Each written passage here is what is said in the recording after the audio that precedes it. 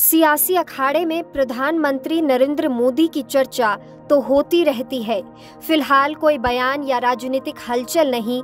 प्रधानमंत्री नरेंद्र मोदी अपनी ध्यान साधना को लेकर सुर्खियों में हैं। कन्याकुमारी में विवेकानंद रॉक मेमोरियल में पीएम मोदी की ध्यान साधना जारी है। पीएम मोदी ने गुरुवार शाम को ध्यान शुरू किया, जो 1 जून की शाम तक जारी रहेगा।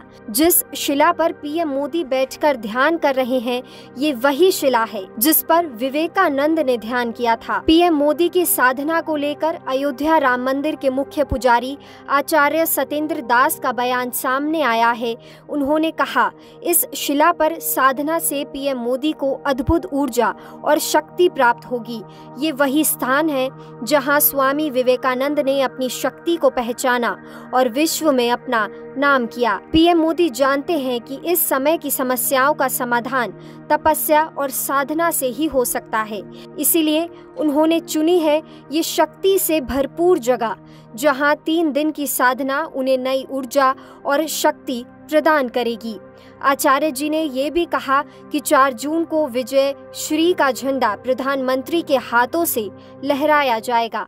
देखो, कन्याकुमारी का जो क्षेत्र है वह स्थापना जो हुआ था वो वहाँ पर स्वयं जाकर के स्वामी विवेकानंद जी साधना किए थे और उस साधना के बल पर सारे विश्व में अपना नाम और अपनी शक्ति को प्रदर्शन किए थे। जहाँ शून्य के ऊपर बोलने के लिए उनको जब दिया गया था, क्योंकि हमारा देश उस समय परतंत्र था और वहाँ साधना करने से उनको मन वांछित फल की प्राप्ति होती है। इसलिए इस समय जो समस्या है वो समस्या का समाधान तपस्या से और साधना से संपन्न हो पाएगा।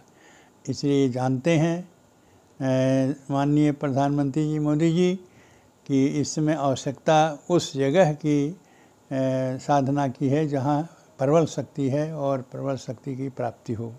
इसलिए वहाँ पर गए, साधना करेंगे 3 दिन और 3 दिन में ही उनको वह ऊर्जा वो शक्ति प्राप्त होगी, जिससे उनको विजय श्री के जो झंडा है उनके हाथ में आ जाएगा। कन्याकुमारी की इस शिला पर साधना करने से पीएम मोदी को वो एनर्जी मिलेगी जो उन्हें लोकसभा चुनाव 2024 में जीत दिला सके।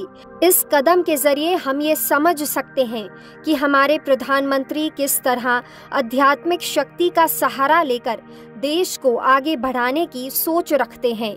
अयोध्या राम मंदिर के मुख्य पुजारी का कहना है कि प्रधानमंत्री का ये कदम एक अद्भुत मिसाल है। साधना और तपस्या से ही मिल सकती है वो शक्ति जो देश को नई दिशा दे सके। विजय के दृष्टिकोण को रखते हुए 1 दिन का भी चुनाव बाकी है, उसके पहले ही वो जाकर के अनुष्ठान शुरू किए हैं और आज ही नहीं, ऐसे बीच में बहुत जगह जाकर के जहाँ उनकी आत्मा में जो विचार आते हैं और उनको प्रेरणा जहाँ मिलती है, उसी प्रेरणा के अनुसार वहाँ जाते हैं और साधना करते हैं और साधना का फल उनको मिलता है। लोकल 18 के लिए अयोध्या से सर्वेश श्रीवास्तव की रिपोर्ट।